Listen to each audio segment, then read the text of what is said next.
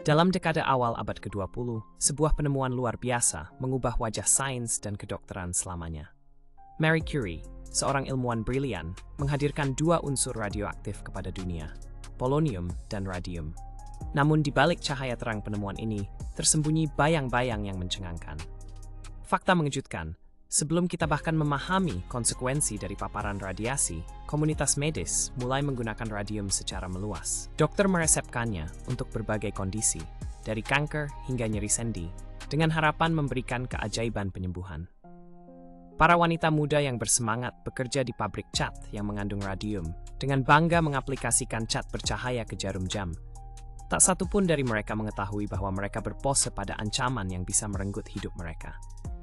Sementara itu, publik terpesona dengan cahaya ajaib radiasi. Penemuan Curie menggugah imajinasi, memberikan keyakinan bahwa radiasi bisa menjadi harapan bagi penyakit yang dianggap tidak dapat disembuhkan. Tempat-tempat bugar menawarkan perawatan mandi radium, menggoda konsumen dengan janji-janji penyembuhan ajaib.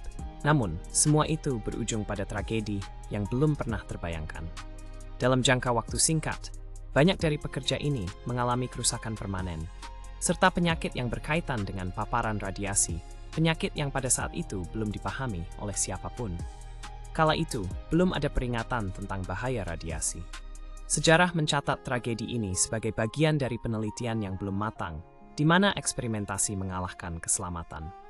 Sekarang, lebih dari seabad kemudian, kita masih berusaha memahami misteri radiasi dan dampaknya. Angka pencetak luar biasa ini dikenang sebagai terobosan abadi yang mempelaksa yang menginginkan tinggi bahayanya pengetahuan yang global.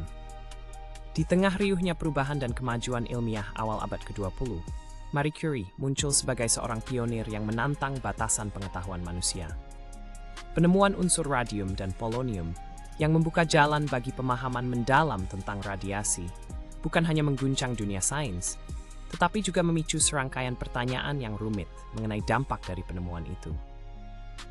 Seiring dengan pesona radiasi yang memikat, ada sebuah bayangan gelap yang menyisim di antara cahayanya. Ketika Curie dan suaminya, Pierre, mengisolasi radium pada tahun 1998, mereka mendapati aspek-aspek luar biasa dari unsur ini. Radium dapat menghasilkan cahaya dan panas secara alami, fenomena yang menakjubkan dan memberi harapan besar dalam dunia medis, khususnya dalam pengobatan kanker.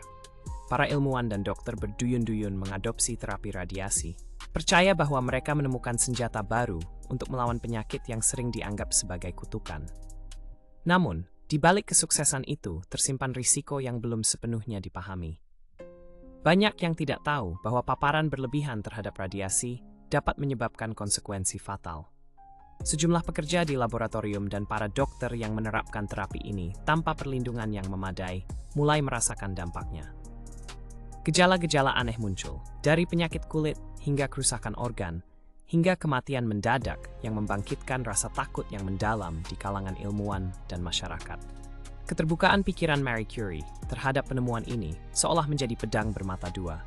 Di satu sisi, dia meneruskan penelitiannya dengan semangat yang menggebu. Di sisi lain, ketidaktahuan akan bahaya radiasi menjadikan penemuan ini sebagai ladang yang penuh dengan jebakan. Penemuan radiasi menghadapi ujian besar. Seluruh dunia sabar menanti, bertanya-tanya, sejauh mana dampak dari penemuan ini akan membentuk masa depan sains dan kesehatan.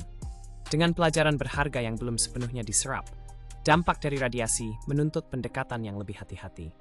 Keseimbangan antara kesenangan penemuan dan tanggung jawab akan memengaruhi generasi setelahnya. Sebuah perjalanan menegangkan di mana setiap langkah membawa kemungkinan baik dan buruk. Dalam misteri radiasi, det ska bermain sing with redskamt.